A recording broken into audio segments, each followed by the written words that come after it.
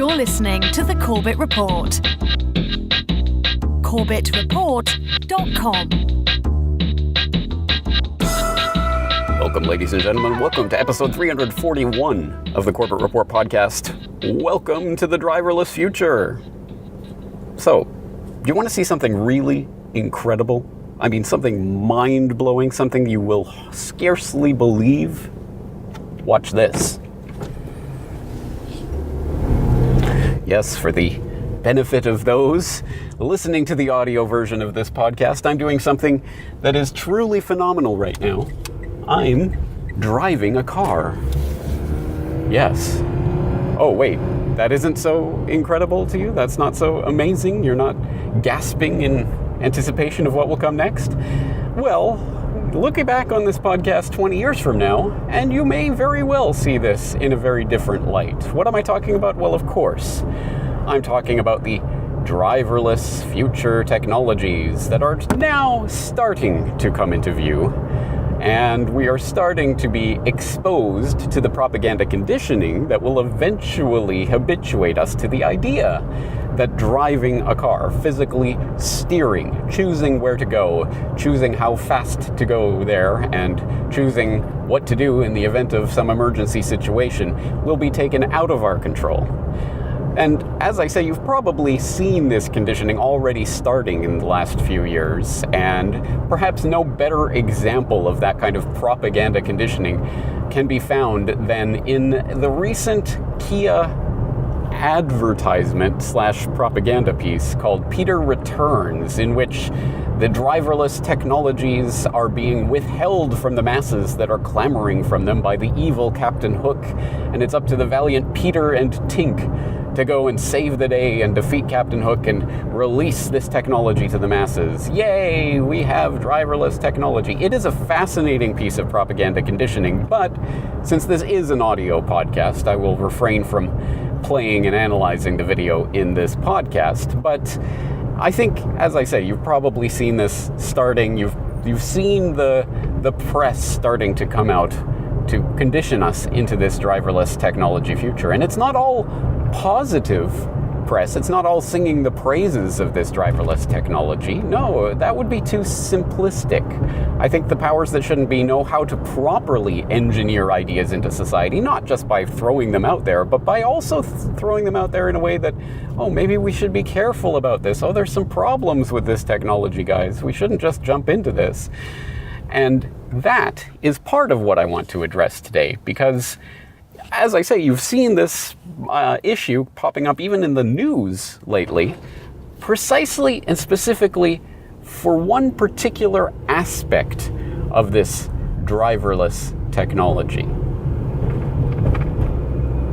New concerns about self-driving cars after a fatal crash involving one of those cars. Police say Uber, using the technology, killed a passenger. And now Uber has suspended its program testing those cars. Gio Benitez is here with the story. Good morning, Gio. Hey, Michael. Good morning. The National Transportation Safety Board is sending investigators to Tempe, Arizona. Police are still figuring out who was at fault, but there are serious questions now because this was part of Uber's pilot program to see whether this works at all. This morning, self-driving cars under intense scrutiny after police say an Uber using the technology hit and killed a woman in Tempe, Arizona. The vehicle was traveling northbound and the pedestrian was outside of a crosswalk. Investigators say 49-year-old Elaine Herzberg was walking with her bike outside of the crosswalk late Sunday when she was hit by the car. A human operator was inside behind the wheel, but the car was in the self-driving mode. Uber suspending all self-driving tests from coast to coast. This appears to be the first pedestrian death involving an autonomous vehicle. At this point in time, it's sort of a wild, wild west situation, and unfortunately, someone lost their life because of it.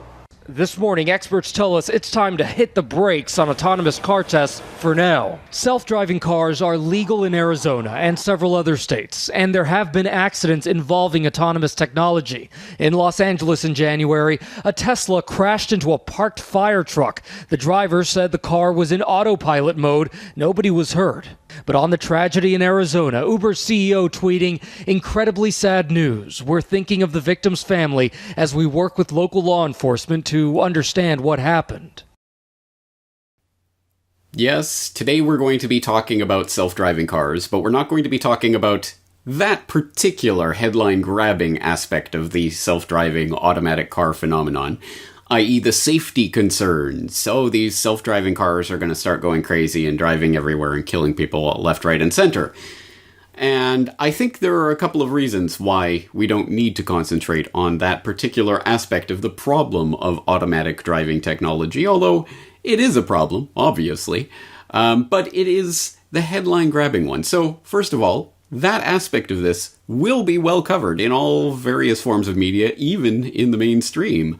Clutch our pearls, gasp in shock and horror, wow, these computers that we hardly trust to run a desktop for, more than a day without rebooting because we know the operating system's going to crash, but we'll allow these cars to drive us everywhere. No, of course there are going to be problems and malfunctions. And even if we go beyond that step towards what if it's not just a malfunction or malfunctioning software, but the question of how you write the software in the first place. Yes, the trolley car problem. Again, I'm sure we are all familiar with this problem from the recesses of moral philosophy and philosophical ponderings, where we have the railway car barreling down the track and you're sitting there on the switch, and you can either send the train going to the left and killing 5 people who are standing there stranded on the tracks, or you can send it to the right and you can kill one baby that's on the tracks. Which do you choose? Which person do you kill with your hand on the switch?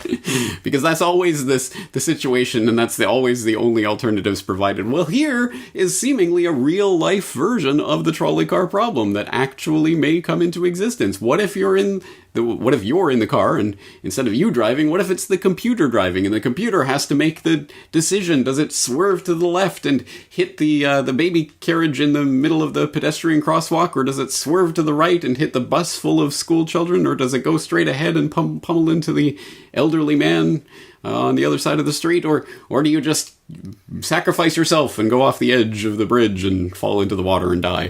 I mean, again, this is your only these are your only choices. So what if you're the programmer programming the automatic driving technology software? Well, what do you program into it? What decision should be made? What basis should a program, an algorithm, use to determine, who lives and who dies in a situation like that?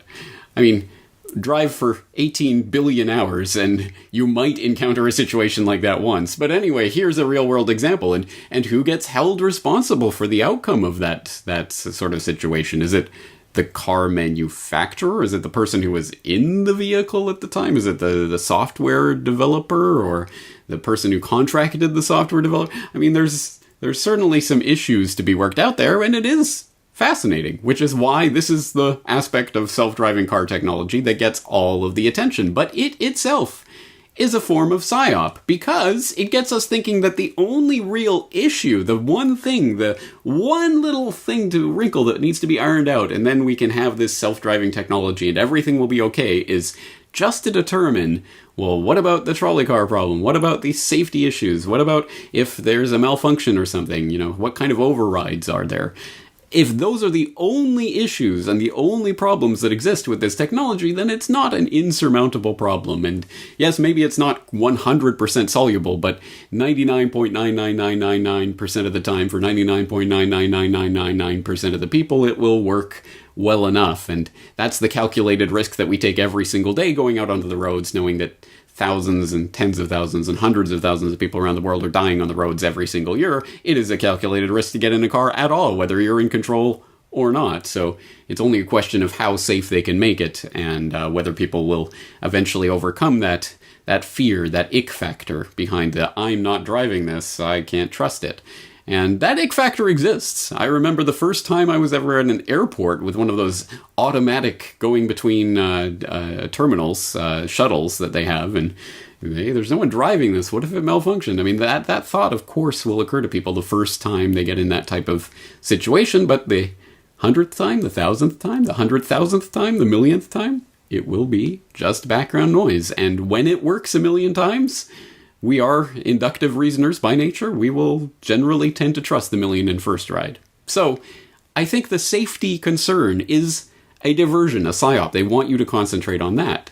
So what are some of the issues that are deeper, perhaps more fundamental to the problem of the automatic driverless technology future? Well, as of course, as my astute readers, listeners, and viewers will already know, one of the real questions behind this technology is, well, who is really in control of the vehicle at any given moment? I mean, is it just software? Is it just some sort of amorphous algorithm that's been programmed into a computer that can't be overridden and can't be taken control of? Is it just floating in the clouds and it treats everyone the same? Or could it just possibly be that this technology, like every other technology, is being provided to us by people who have the resources to provide that technology and may come with certain trapdoors, certain hidden backdoor ways of accessing those control systems and overriding them as the need may arise?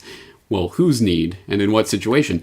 Again, this is an aspect of the technology that isn't completely off the radar of even the mainstream news outlets. They are at least starting to talk about this problem. Well, is there a human in the loop? Does there need to be? In what situation? In what ways? This is the type of topic that is even broached by mainstream, respectable news organizations like Wall Street Journal in their Technology News Brief podcast.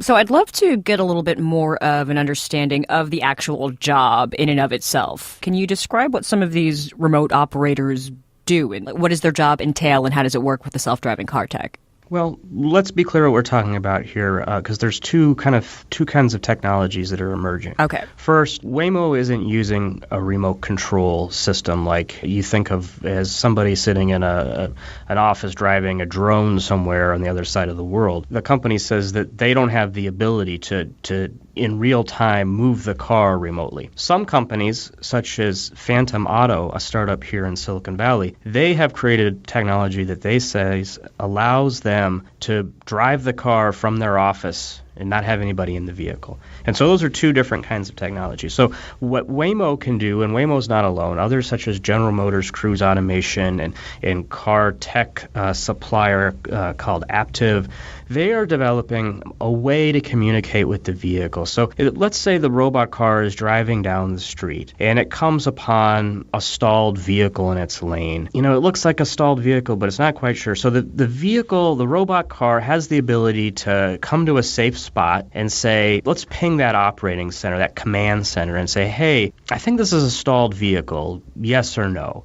And so what the operator will do is say, yes, it is the operator will be able to look at the cameras on the car and the sensors and see it and say, yeah, you're right, that is a stalled vehicle, and send that small command back. And then the onboard computer will then be able to say, oh, this is a stalled vehicle. My sensors tell me it's clear. I'm going to just pass this vehicle and go about my daily business. But if it's still too complex, if it's still not quite understanding what to do, then that operator, that human back in the command center, can then suggest a new path, a micro path, if you will. Say, hey, take a left, and essentially draws it out on a map, and it sees where it can go. Now, what's going on here, though, is the computer, I'm told, still has the ability to say, no, I don't think this is safe. I see oncoming cars, but okay, now that car is free. I can pass, make those kinds of decisions. But it allows the human to, from remotely, kind of interject the human understanding of a very complex world. So these are kind of the things that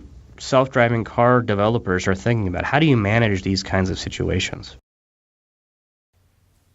So, there you have it, folks. Yes, the companies that are developing these technologies are also taking into account the fact that you may need a human in the loop. So they're engineering their little back doors, so they'll be able to issue commands to your driverless car as need be in certain situations. Oh, is that a stalled car? Well, why don't you go around it when it's safe to do so? Okay, yes, sir. And the computer will dutifully obey those commands that are being sent by someone on the other end of some connection to some company through a backdoor that they have into your car. Your car? Well, that's an interesting question. Who is really in control here? Well, clearly it would be the humans who have that ability to interrupt, to override the controls, and to issue commands as they see fit. So it really isn't you. It isn't your car in any real sense in that situation, is it? And the question of who really is in control here and Under what circumstances will they take it over? Oh, don't worry, it's only for your benefit and your safety and to make sure that everything's okay. I'm sure most of the time it will be, but the once in a while, when they need to interrupt for different reasons, you may end up in a spectacular fiery crash. Your untimely demise may be helped along by people on the other end of that connection. That, of course, isn't even beginning to broach the topic of hackers and just common thieves and criminals doing that type of activity. Of course, I'm talking more deep state, deep event type activity, but there is the hacker idea of this as well, which has been also broached in the mainstream media. Well, if everything is hackable, including the vehicle that you're in that is barreling along the highway, that's a pretty large safety risk, and is that one that you're willing to take? Well, these are not rhetorical questions or empty philosophical ponderings. These have real-world relevance, perhaps even to things that have taken place in the past, let alone in the future. And of course, as viewers of this podcast will know, episode 274 on crashes of convenience, Michael Hastings did broach that topic and did look at the Michael Hastings car crash as a potential example of just such an interrupted driving experience in which there may have been some controls that may or may not have been taken over to assure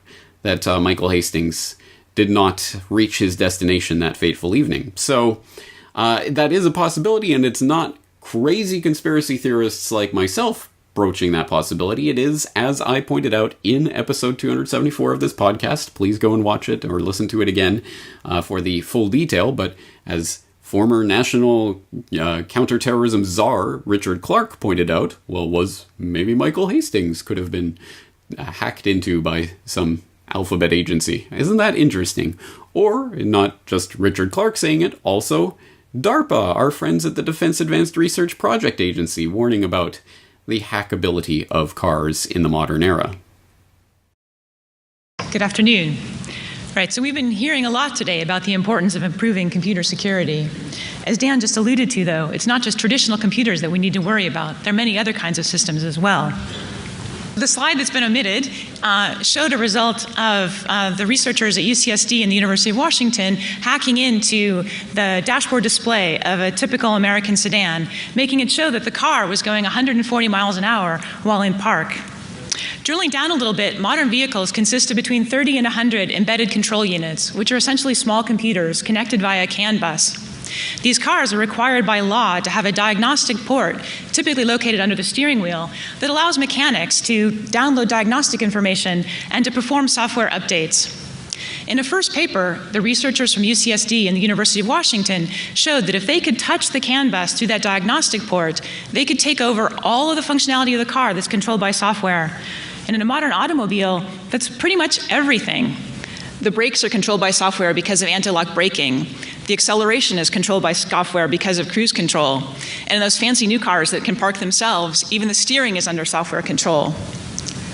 The reaction to this first paper was somewhat muted, perhaps because if the researchers had access to that diagnostic port, they were inside the car, and so already had physical access to the brakes, acceleration, and steering. They responded with a second paper in which they showed a variety of ways of touching that CAN bus without physically touching the car. These attacks involved infecting the computers in the repair shop and then having that infection spread to the car through the diagnostic port, or hacking in through the Bluetooth system, or using the cell phone network to break in through the telematics unit that's normally used to provide roadside assistance. The most ingenious attack, though, used the stereo system in the car. The researchers were able to craft an electronic version of a song that played just fine in your home stereo system or on your personal computer. But when you put that on a CD and played it in the car CD player, it took over total control of your automobile. Yeah, right, pretty scary, huh? So that presentation, which I also featured in episode 274 of the podcast, is itself now 5 years old. There's Dr. Kathleen Fisher, the program manager at DARPA, talking about the ways that the cars can be hacked. This was 2013, and they're talking about research that had already been done by that point. Well, here we are 5 years further down the road, to use that analogy, and if you look at the autonomous driving classification, they have this autonomous driving levels from 0 to 5. I'll throw a link in for those who are interested, but basically this refers to the various ways in which driving technologies can be automated. From level 0, where absolutely nothing is automated, so think pre-80s, 90s type of vehicle where literally everything is directly under the control of the driver. Level 1, you start to introduce things like acceleration or steering or a specific function that can be taken over by the car. So, for example, cruise control is an example of level 1 automation of technology. Level 2 would be 2 separate systems that are being independently controlled by some sort of driverless function. So this is the idea of you can actually take your hands off the wheel and take your feet off the gas and observe. Of course, you're going to be needed to correct and to come up to face any situation that arises, but for a period of time, at any rate, you can take your hands off the controls. Level 3 would be upping that level of consideration to the point where drivers are still necessary, but all system safety critical functions are performed by the assistant driver or the automatic driver or the computer driver. And by level 4, the vehicle is fully autonomous and drivers are only needed in emergency or safety critical situations or in some sort of very bizarre circumstance that requires human input.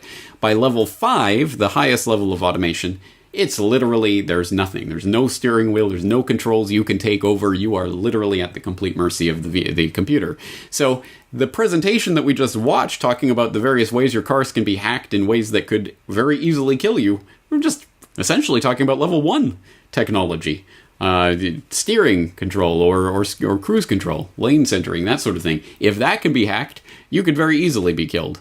Well, how much worse is it with every step up that ladder of driverless automation? And once you get to level 5, it's game over. You just go in and it's like a lottery. You just hope that the thing is going to take you where you want and it's not going to try to kill you, let alone any other things that could happen along the route. So again, think of how much further along that road we are, 5 years now from when that presentation was first given by DARPA, and how much more control a would-be malicious entity would have in taking over your vehicle, and how much further along we'll be 5 years from now, 10, 20. At what point does it become truly chilling, frightening, the level of control that any would-be hacker, alphabet super, or just run-of-the-mill criminal could have in the event of taking over your vehicle? Is it level 3? Is it level 4? Is it level 5? At any rate, that point does come where it becomes truly horrific, the potential implications of wiring ourselves into this matrix. But this is the Corbett Report, so we always go one level deeper, because we've talked about just the surface level safety issues. Well, what if these computers malfunction and start, running into pedestrians and what have you? Okay, that's a concern. It's a valid concern, but it's a surmountable concern. It's something that will improve. All things being equal, will improve over time, and those types of accidents will occur less and less. So the PSYOP is to get you to think that is the only issue, and once that is overcome, then we're good. The deeper level would be to say, well, who's really in control of these cars? Because if they can be interrupted by whoever on the other side of whatever connection gets established to your vehicle, well, then you're not in control of your car. It is not your car, and you are at the whim and mercy of whoever is really in control. And there is another level to this, because let's look at the bigger picture here. It's not just about ourselves individually in these cars. It is about society itself. Oh, America's love affair with the car. We've heard that refrain so many times, and I'm sure it's been drilled into Americans. It's certainly even, I've received this propaganda conditioning by proxy as a Canadian all my life, hearing about, the American idea and ideal and spirit is captured in the essence of the America's love affair with the car because it represents freedom and you can go where you want to, and that's what you look forward to when you're a kid. Oh, one day I'll be able to drive and, get out of Dodge, and whatever else is equated in our minds with that idea, and getting out on the highway and driving these vast distances.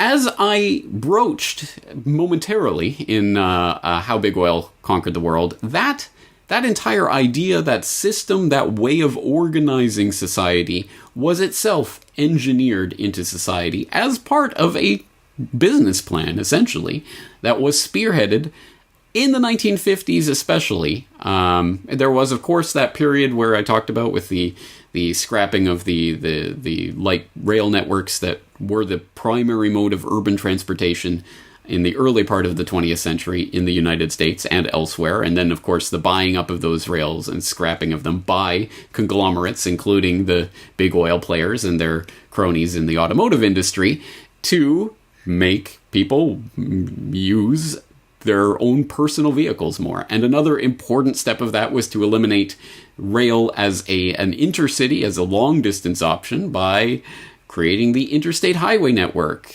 But of course, it was the Pentagon who spearheaded that project. And who was in charge of the Pentagon at that time? Oh, it was the old boss of General Motors. Wow, what a coincidence.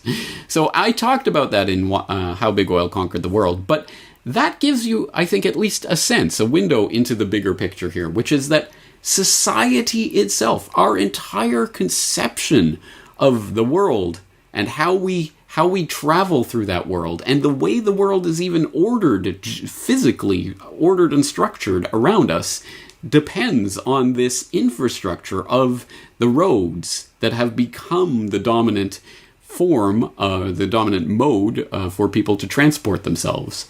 So our entire society has been deliberately structured around this idea of the car. And of course, it's not just a car, it's not just a vehicle, it's the fact that traditionally it was you owned, now more and more people would lease, but at any rate you own a vehicle, which, do you really own it if you have to go and register it with the government? But anyway, you own your own vehicle, and you and maybe your family or maybe your friend, maybe a couple of you, but often just you, will be driving yourself from point A to point B on the roads that are provided for you to do that. So you have these predetermined routes that you can select which one you want to go in, but these are your routes, and these are the places you can go, and these are the places you really can't go because there's no road there.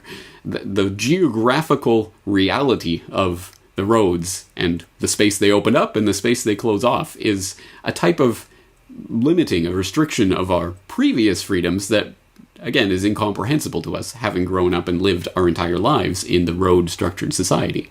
But, having said that, here we are in this reality that's been engineered with these roads and the car that is basically equipped for a family to travel together.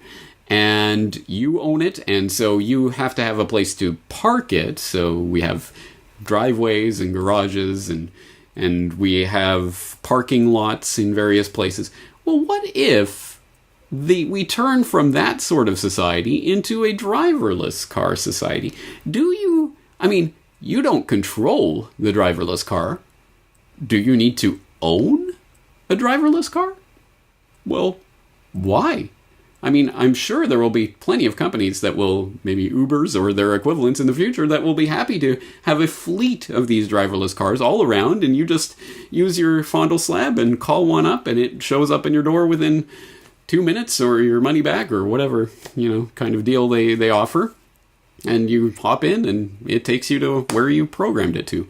And that might be some sort of communal bus type system, or it might be maybe there are private ones that you can order for you and your family, or just you, or at various levels that this can work, but essentially like driverless taxis that'll just show up and take you where do you want to go. But then you don't need the car to physically be there while you're sitting at work all day, so you don't need a parking lot per se. Parking suddenly isn't this issue that it once was, because you just have these fleet of cars going around. Our entire conception of this, of all of this geographical space around us completely changes. Do we need a garage? Do we need a driveway? Do we need parking lots? How do we function in this society? Now, it's such an incredibly different concept for us to grasp in being in this reality now. It's exceptionally hard to get your mind around all of the different changes that would result from this seemingly innocuous change from driver cars to driverless cars. So I'm going to provide you with a resource that I hope, will spur you into thinking about the vast implications of this seemingly minor change in technology, namely a podcast, the Econ Talk podcast, which if you are not subscribed to that podcast, you are doing yourself a disservice. It is a fascinating podcast, and although it is hosted by an economist who talks about economics, I wouldn't say it's an economics podcast, or at least not in any conventional sense or what you might think of when you hear that. It's these fascinating, in-depth, intellectual conversations about all sorts of different things that make you realize there is an economic aspect to human existence, but only because that economics only is describing the human interactions that we have. So almost any subject under the sun can fit under this economics category, and it really is. It's a fascinating podcast. It's most of the time, sometimes hit and miss like everything else, but most of the time very thought-provoking. And this particular example I'm going to exhort you to listen to is no exception. It's a fascinating 1-hour exploration of this topic of the driverless future. And when I heard it, I thought, oh, it's not going to be that interesting. And it's coming from a pretty mainstream perspective. They're not even talking about who's really controlling the car and alphabet supers and that sort of thing. They're just talking about the way it changes society. But listening to that and thinking about all of the different ramifications of what this technology and its changes will bring about truly is mind-blowing. So I'm not going to do that podcast a disservice by playing a little clip here to get your mind going in that direction. I'm going to exhort you to go and listen to the full podcast. Of course, the link will be in the show notes for today's episode at corbettreport.com, like everything else I mentioned here today. But I will provide, I suppose, a teaser, an appetizer.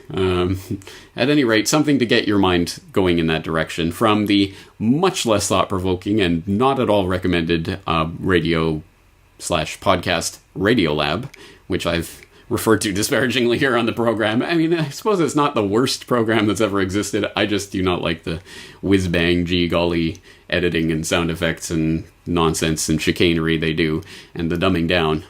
But at any rate, they did talk about this topic not so long ago, and so this will make a more palatable 1 or 2 minute clip for you to listen to get your mind going in this direction. What we're really talking about when we talk about the changeover from driver society to driverless society. The thing that I've been pretty obsessed with lately is actually not fake news, but it's automation and artificial intelligence and driverless cars, because it's going to have a larger effect on society than any technology that I think has ever been created in the history of mankind. I know that's kind of a bold statement, but quite bold. But you've got to imagine that that there will be in the next 10 years 20 to 50 million jobs that will just vanish to automation. You've got, a million truckers that will lose their jobs. But it's not. We think about like automation and driverless cars, and we think about the fact that they are going to the people that just drive the cars, like the taxi drivers and the truckers, are going to lose their jobs. But what we don't realize is that there are entire industries that are built around just cars. So, for example, if you're not driving the car, why do you need insurance? There's no parking tickets because your driverless car knows where it can and cannot park and goes and finds a spot and moves and so on.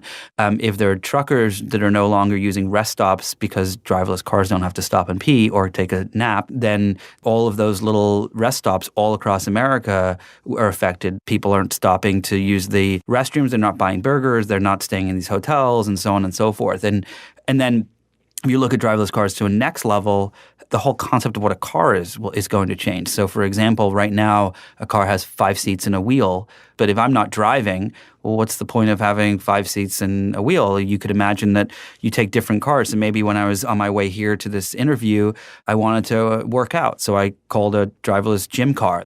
Or I have a meeting out in Santa Monica after this, and it's an hour. So I call a movie car to watch a movie on the way out there. Or an office car, and I pick up someone else, and we have a meeting on the way. And all of these things are going to happen not in a vacuum, but simultaneously. There's, pizza delivery drivers are going to be replaced by robots that will actually cook your pizza on the way to your house in a little box and then deliver it. And so, kind of a little bit of a long-winded answer, but I truly do think that that it's going to have a massive, massive effect on society. So you get the idea here, right? The bigger picture of all of this.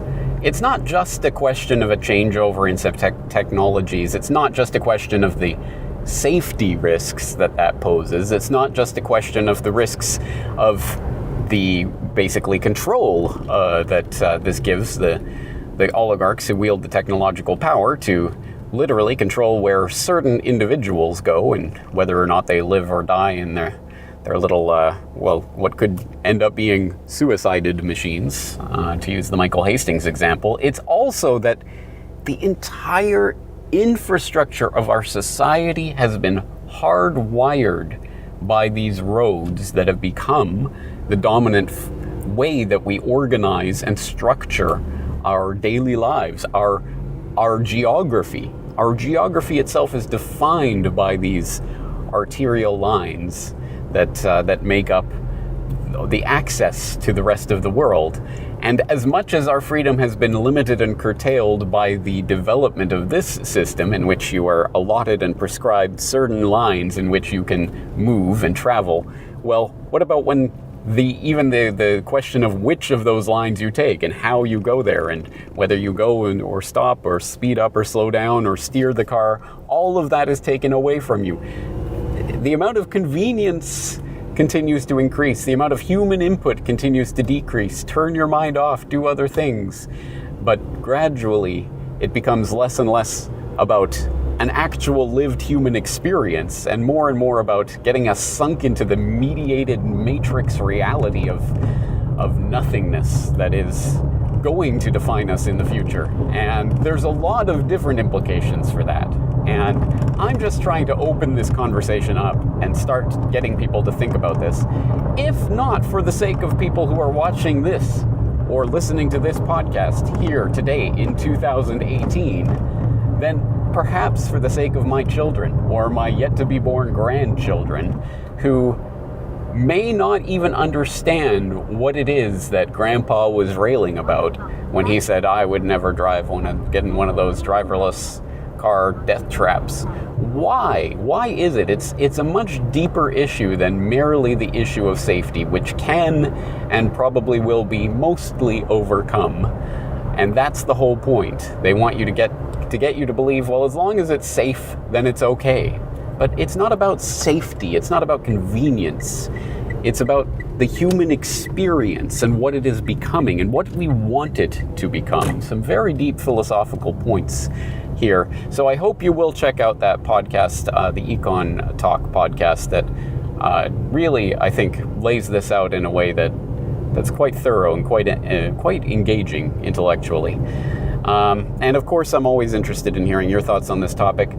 That's going to do it for this week's edition of the Corbett Report podcast. I'm James Corbett of CorbettReport.com, looking forward to talking to you again very soon.